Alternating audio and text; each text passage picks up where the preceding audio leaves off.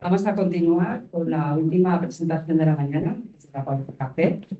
Y en este caso, pues vamos a tener la gran suerte de poder escuchar las palabras de Amber de la Fuentegrana. Os lo diré luego, a ver si es Bueno, cierto. estamos ya orgullosos y muy contentos y muy agradecidos. Cualquiera. Bueno, pues soy muy malo para los agradecimientos, pero muchísimas gracias a las instituciones, pero como decía José, sobre todo a las personas que nos han invitado hoy aquí. No solo es un honor, es un placer. Y aparte tengo delante, bueno, casi a todas las jabatas y las personas que con todo el valor han llevado adelante esta red y que demuestran pues lo que también decía José al principio, ¿no? Que esto es cuestión de empatía, es cuestión de convencimiento y es cuestión sobre todo de personas, independientemente de ideologías y demás. Si os habéis podido levantar en este país, ha sido, después de la tragedia que todos hemos empatizado profundamente, ha sido precisamente por esa identidad y esa fuerza colectiva que la traen las personas. Bien, bueno, no quiero que me toméis en serio, pero sí que me toméis en cuenta. El título de la conferencia es un dicho popular, un poco retocado, pero es un dicho popular. Si quieres ser innovador, no hagas lo que tu padre. Y si quieres ser emprendedor, aprende de tu abuela. Es algo que dicen mucho sobre el espíritu de nuestra cátedra y bueno, yo creo no, estoy seguro, después de lo escuchado de todas las cátedras que estamos reunidas aquí, y que, bueno, pues que he tratado de ilustrar y espero que un poco brevemente con una serie de ejemplos y también con una pequeña presentación, ya que estamos en conoceros un poquito más. Bueno, pues una pequeña presentación de nuestra cátedra de paisajes culturales y patrimonio. Lo de paisajes culturales y patrimonio, unirlo a veces parece un poco complicado, pero bueno, ya veremos luego. Como presentación breve diría que somos una entidad pública con todo lo que ello conlleva. Ya me veis que me estoy forrando a base de comisiones y dinero público. Creada, somos bastante tardías, somos bastante nueva. Fuimos creada en 2013 por un acuerdo con el gobierno vasco, con un convenio con el gobierno vasco, sobre todo con el ámbito de la ordenación territorial, de la política territorial, que todavía nos cuadraba bastante en esta parte de paisajes culturales, ¿no? Eh, el tiempo y el desarrollo de las políticas a veces llevan a que las temáticas de algunos gobiernos giren hacia otros temas que quizás, bueno, son más de actualidad. Y en este caso, el departamento del que dependíamos ha girado hacia la vivienda, que es uno de los problemas terribles en nuestro país y en todas las partes de este país. Y hemos tenido que hacer una especie de reseteo de nuestra cátedra, que en vez de considerarlo un problema, lo hemos considerado una solución magnífica. Ahora mismo dependemos directamente de Lehendakaritza, que sería la presidencia de gobierno vasco, y a partir de ahí esto nos da una libertad absoluta para empezar a trabajar con todo el mundo, con todas las distintas facetas en las que podemos desarrollar este patrimonio y sobre todo para empezar a trabajar fuera, que es lo que nos encanta, nos encanta. Por eso es un honor estar en esta red. El ámbito, bueno, pues el ámbito en el que trabajamos es el del paisaje y hoy os voy a contar, bueno, esto ya os lo conté en el primer encuentro, hoy os voy a contar una de esas facetas especialmente, porque es quizá la que más tiene que ver con ese dicho popular, que sería la faceta del sociosistema del paisaje. Es decir, de todo aquello que tiene que ver con lo social, económico y cultural mezclado en un contexto. Venía con mucha ilusión a contarlo, pero bueno, Paulina me lo ha estropeado totalmente, porque ella por supuesto lo cuenta con muchísima más soltura y muchísima más claridad. Me he saltado una pequeña diapositiva que yo creo que es importante sobre el patrimonio, esa otra pata que parece que es la que menos importa en nuestra cátedra y realmente es la que le da vida. El patrimonio nosotros no lo entendemos así. Desgraciadamente en nuestras instituciones sí. Muchas veces se protege esto porque hay que cuidarlo y hay que dejarlo como nuevo.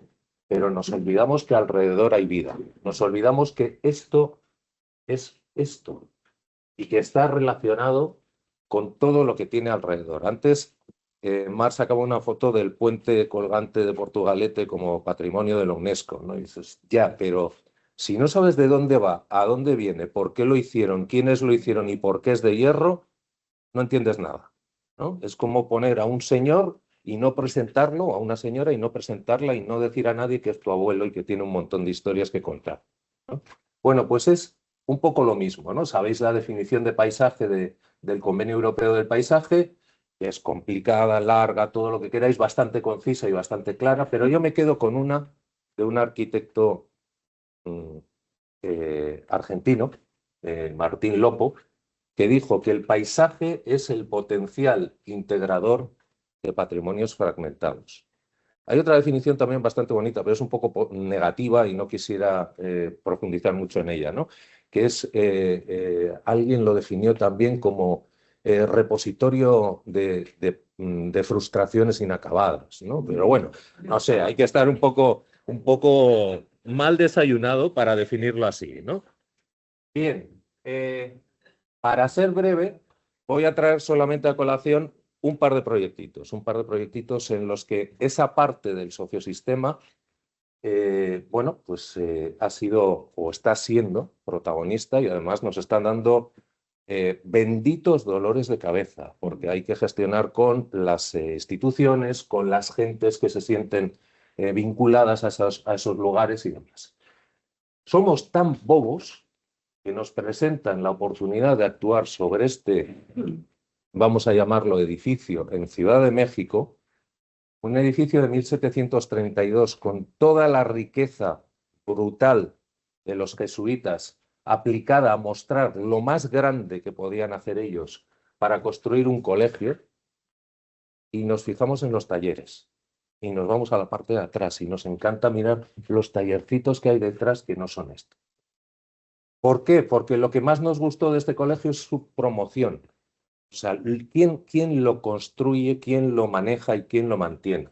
He dicho de los jesuitas, pero en realidad esto es el Colegio Vizcaínas, hablando coloquialmente, el Colegio de San Ignacio, perdón, de Loyola, en México, en la Ciudad de México, y su patronato, que es el que pincha y corta, es el Patronato Vizcaínas, constituido en este caso por una serie de vizcaínos tercos y vizcaínas tercas, porque la que mandó fue una mujer, que lo que decidió es que iban a ser independientes, que sí, que convencían a la Fundación de San Ignacio de Loyola para que les diera el dinero, pero que ellas iban a dominar la gestión de esa fundación para difundir la cultura y la educación precisamente en un barrio totalmente marginado, entonces, 1732 de México. El objetivo principal es la educación laica, a pesar de todos los cuadros de santos y todas las imágenes que tiene, ¿no? Y ahora mismo tiene más de 650 alumnos. ¿Qué necesitan de nosotros? Si lo tienen todo, ¿no? Desde 1732 se han mantenido totalmente independientes. Han tratado de nacionalizarlos, han tratado de incluirlos en la Iglesia y no se han dejado, siguen funcionando como patronato. Bueno, pues lo que necesitan de nosotros es esto, lo que os decía. Este enorme colegio, que abarca toda una enorme manzana, alrededor de la cual hay, como dicen ellos, cierto menudeo de drogas y prostitución, nos cede estas accesorias de taza y plato que le llaman, ¿no? O sea, accesorias son pequeños tallercitos en los cuales arriba hay una mínima vivienda. ¿Para qué se generaron estas accesorias? Para lo que queremos usarlas ahora. O sea, lo que estamos haciendo es emprender aprendiendo de nuestros, en este caso, no abuelas, sino tatarabuelas, ¿no? Básicamente para generar talleres de artesanía abiertos a la calle y que los artesanos y artesanas vivieran arriba en condiciones de acogida del colegio. O sea, que generaran una dinámica de relación con la calle, con estas calles tan deterioradas hoy en día. ¿Qué ha sucedido? Que poco a poco la dinámica ha sido esta, musealizarlo, convertirlo en sitios muy bonitos, con algunos anacronismos, porque esta cocina económica, pues hombre, así es como poner un láser en una cueva neandertal, pero bueno, musealizarlos para que, bueno, pues algún día, ¿quién tiene la llave, por favor? Que tenemos que abrir la accesoria, ¿no? Y entren ahí. ¿Qué proponemos nosotras y nosotros? Pues volverlos a su función inicial. Es decir, convertir eso en viviendas sociales mínimas para gente joven que quiera realizar una serie de trabajos de artesanía o que los sepa hacer y que los quiera difundir y abrir a la calle. Esto no os lo voy a contar, pero solo es para deciros, sí, sí, no, poesía la justa. Por detrás hay todo un estudio, y este estudio además lo llevamos a una caja de ahorros en su momento. Por cierto, el presidente fue encarcelado poco después, pero no por el estudio, os lo juro. Lo repasaron y nos dijeron que estaba mal, que la reversión no era de un 108, que era de un 104. O sea que os imagináis un patrimonio que no dé dinero, porque no da dinero, no os engañéis, pero que se autofinancia, que puede llegar hasta autofinanciarse. Y además, ya veis, con vivienda social, dotaciones, una hostelería temática, unas visitas guiadas, una serie de actividades que puedan servir para contar, si se hacen bien, si se hacen mal es un desastre, ¿eh? Pero si se hacen más o menos bien, que puedan servir para contar estos proyectos.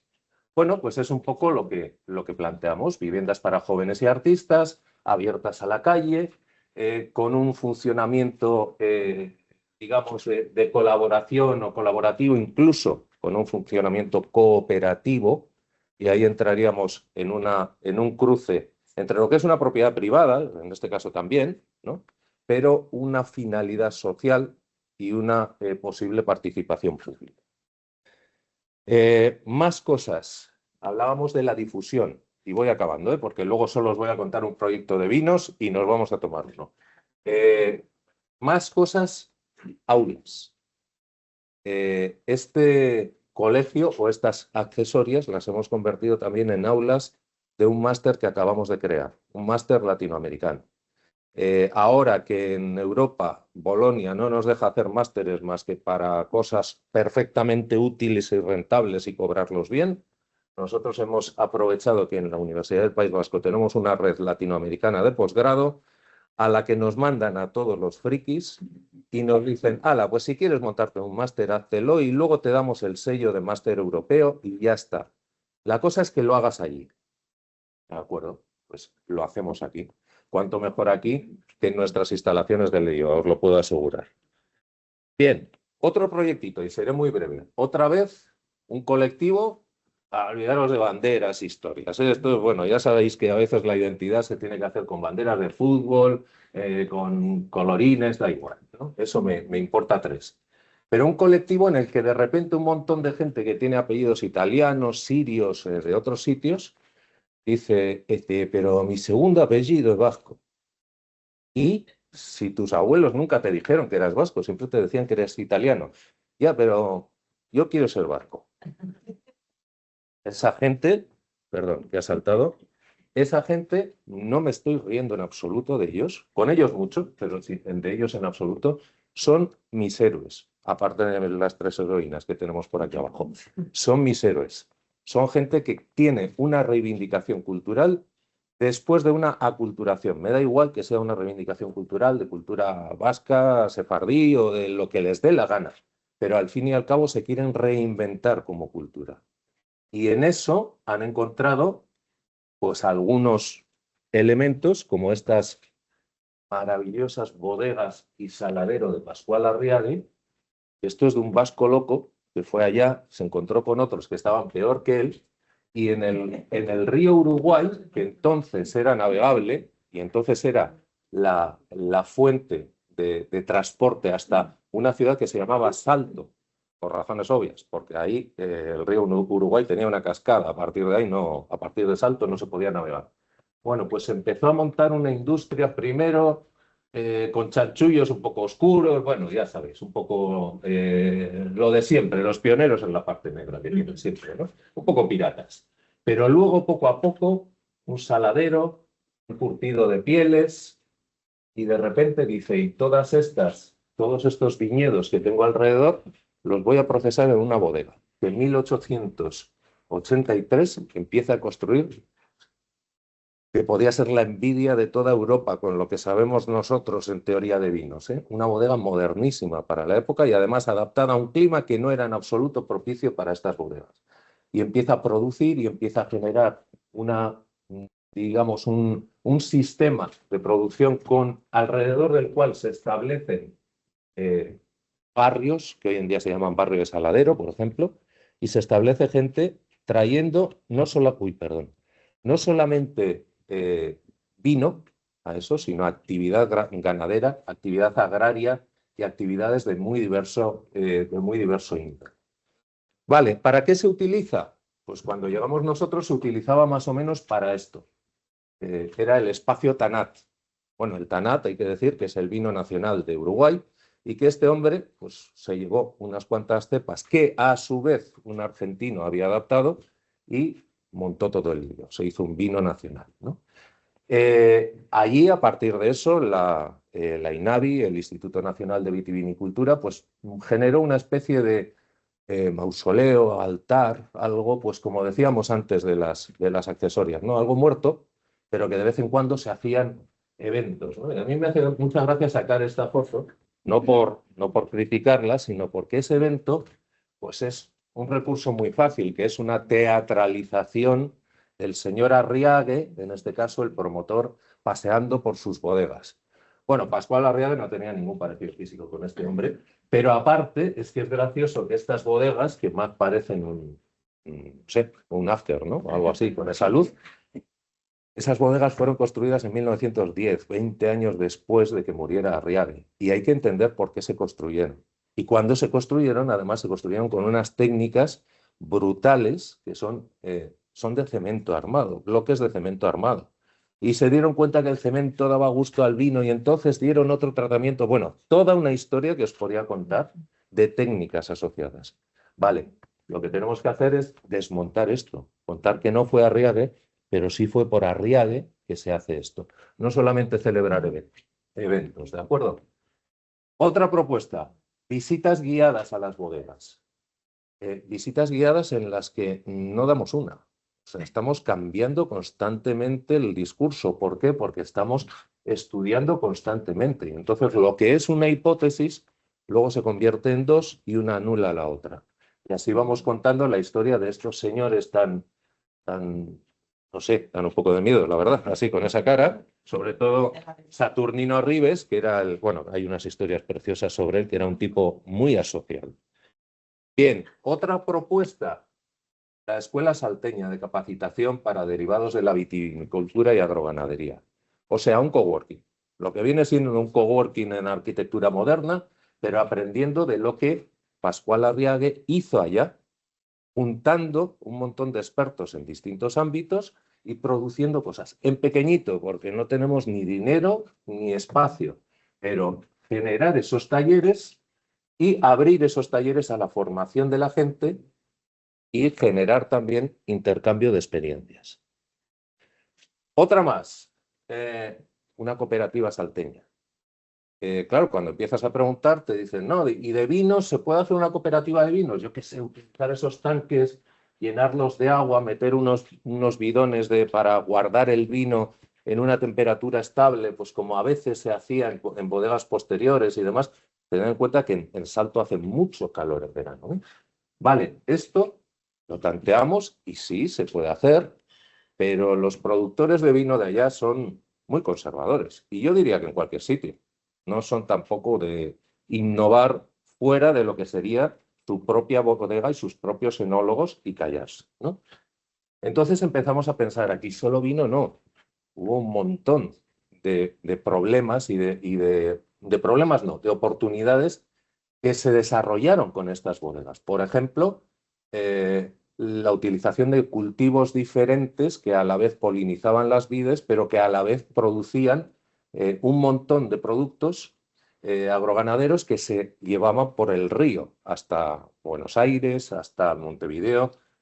Bien, pues esto mismo sucede ahora, lo que pasa es que no se pueden llevar por el río. ¿Qué pasa? Que esos productos en una temporada concreta valen a millón y el resto del año no valen nada porque se pudren.